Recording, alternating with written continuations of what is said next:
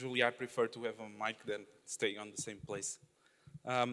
Okay, so thank you very much for the invitation to be here presenting in the name of Bentley Systems. So it was great to have these two presentations before me, which means that I can save some time in the introductions and in the context of what I'm saying. So starting with climate change. This is a study done by Carbon Disclosure Project, where you can see that the top five risks that some of the major cities identify as important for them. Well, at least 3 of them are somehow connected with inundation, with floods and rainwater, which gives us the context from what we are trying to present. At the same time, and taking the last presentation, the digitalization, the going digital trend that we have along all the years, we can see that we have more and more mobile internet connections, as was said. So in fact, this is a parallel process. You have climate change at the same time that you have more digital investments and digital people connected to the digital world. So this is an opportunity for the industry and for the society. So digital twinning, which was a term and is a buzzword, a buzz expression that we use. So I don't need to explain this because this was already explained by Peter. So what is important for us is that a digital twin is something that we can use to reproduce the physical details of processes and systems in the reality. So this is also an opportunity to help improving integrated flood management. So I will show some workflows with digital in a digital context from the technology that we are trying to explore. So you can use drones or planes, whatever, to collect photos from the environment, from the terrain, and then you can build a 3D mesh model from that using software like, for instance, context capture. So using that 3D model, you can then obtain a surface terrain model that you can use in a flood modeling tool, which you can improve with information from LIDAR, point cloud, or with building footprints, whatever. So you can improve the digital terrain model with several data sources. Now, once you have the flood model, what is interesting here is that with the digitalization, you can use this software to different platforms. You can think in flood early warning systems running in an operational way, designed to operators and not for engineers, using the same basis as the flood modeling tool, or you can use this to be visualized in 3D environment, in immersive environments as the software, for instance, Open Cities Planner or Luminarity, which are 3D visualization tools that we can use. So this is a digital workflow, a collaborative digital workflow that we will try to explain here or illustrate here. It's much visual, the presentation. So this is just an example of a 3D model from a petrochemical plant in USA. So they have used context capture to build the 3D model of the petrochemical plant. And so this information, this may look like reality, but this is a digital twin. So it's not reality. It's just a model. And so we can use this information, as I told you, to build a flood model, to build a digital terrain model, to obtain the information from the terrain. And then we can build scenarios like this one, which is an exaggerated scenario of a riverine flood here in this scenario. And then you can go once again and use the same digital model to visualize the flood inside the 3D reality model. So that's the kind of visualization that you can use. At this time, this is just a way to visualize. We are visualizing it in a screen, but there is a partnership between Bentley and Microsoft for HoloLens too. So what we expect in the near future is to be able to visualize this kind of information in glasses, in augmented reality. So it's the kind of tools that we are exploring right now. So this is just a different scenario, and this is more related to what they are really looking for. They want to understand exactly how the rainfall, the rainwater will affect their activities in the plant. So they want to know this. Since this is a plant that they are in construction, they are building it. Every week they go with drones and collect the information from the terrain and build a 3D model.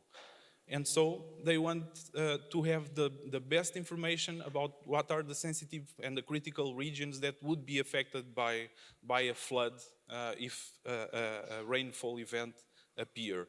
So this is the work that we are doing for them. This is, well, this is a very interesting work for us from our point of view. So how is this done? How can we do this? What kind of software is used for the flood model? So what we have in what we are trying to show here is OpenFlows Flood, which is a product that was released recently. And it comes in with different models, numerical models. It uses the MOID suite, so MOID land and MOID water. They both represent the water cycle, and we use swim engine or sewer gems to represent the underground stormwater network. So, and they are connected. So the interesting part of OpenFlows Flood is that we connect different scales. We are able to model the watershed as a whole, and then we can model the runoff that goes to the estuary and also the coastal zone. And we model not only the water quantity, but also the water quality processes. So in terms of rainfall, so we model the full water cycle here. So we start with the rainfall that we can input in the model. They can come from other models, from global weather forecasting models. So we have variable, spatial and time variable information from rainfall. We also simulate the infiltration in soil with different processes that we have. For instance, surface runoff from rivers, but also from urban runoff, from stormwater drainage. And that's here that we have the swim engine, the sewer gems that is combined with the MOID model system. And the water quality and property transports that we use. Well, we can study the river water quality, but the most interesting part is when we arrive to the coastal zone and to the estuary zone, and we start studying, for instance, microbiology dispersion close to these areas where sometimes you have some outfalls, discharge, or stuff like that. We can also simulate the hydrodynamic from the coastal zone, so we can connect the seawater level, the sea level rise from the seawater here, and influence the flood model as well as reservoirs interaction, where we can input some behaviors and control the water that is released or not by the reservoirs. To give just some examples, so this is just a simulation from a link between the river and the floodplain. In fact, this is part of UK Environmental Agency benchmark. This is what they call Test 7. So this was done to compare with several other models that are in the market for 2D model. So other examples that we use from the software is, for instance, tsunamis. We can use the model to study tsunamis as well. This was a tsunami that happened in Japan in Sendai Bay. And also storm surge. So this is becoming more and more frequent. climate change, but you can also simulate coastal flooding from storm surge. And so we can combine all these coastal processes with the river model and the urban model as well. So this is test 8B. It's another test where you have we have the stormwater drainage network. Then you have an overflow here, and you have the runoff, the surface runoff generated by the water that comes out from the drainage network. Of course, if we want to model all these kind of urban flood events, we need to be able to have different structures, physical structures in the 2D model. So this is just an example of a behavior. So you have an underground conduit.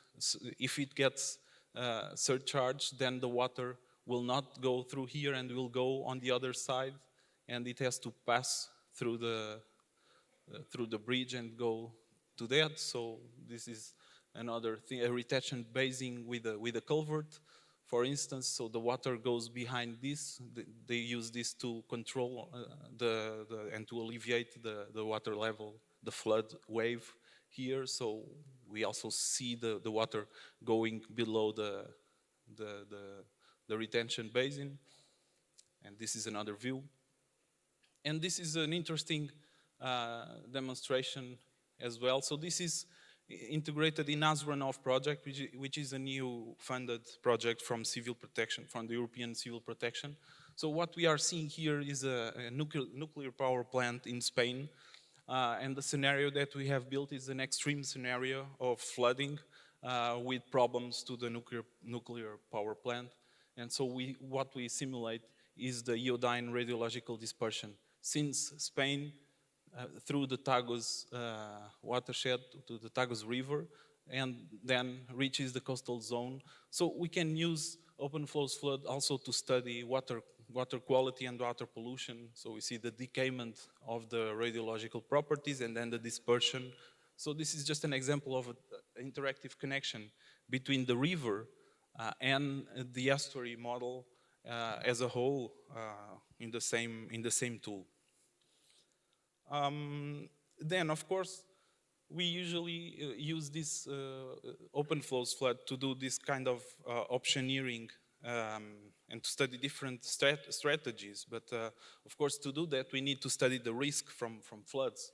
So we can use this to generate the water column. Then, okay, we extract the maximum water column as well as the velocity obtained in the maximum water column. And if we multiply both, we obtain an hazard mapping for this area. And this is the kind of outputs that are usually used to risk assessment studies from different institutions in Portugal. So this is just a simulation that was done in the south of Portugal. Here, okay, this is a video showing the flood early warning system that I was mentioning. So this is not open flows flood. We use open flows flood to build the numerical model, and then it is used to feed the web-based mobile-friendly platform that is used by operators in a daily basis to understand if they are in a risk of flooding or not. So they are able to visualize different properties, not only flood, hydraulic and hydrology properties, but also rainfall, wind, temperature as well. So they can visualize it on maps or in charts with all the information. And we also have customized alerts that can be generated for each case. So each user can define their own alerts based on thresholds, and then they can receive notifications by email or reports based on this kind of information.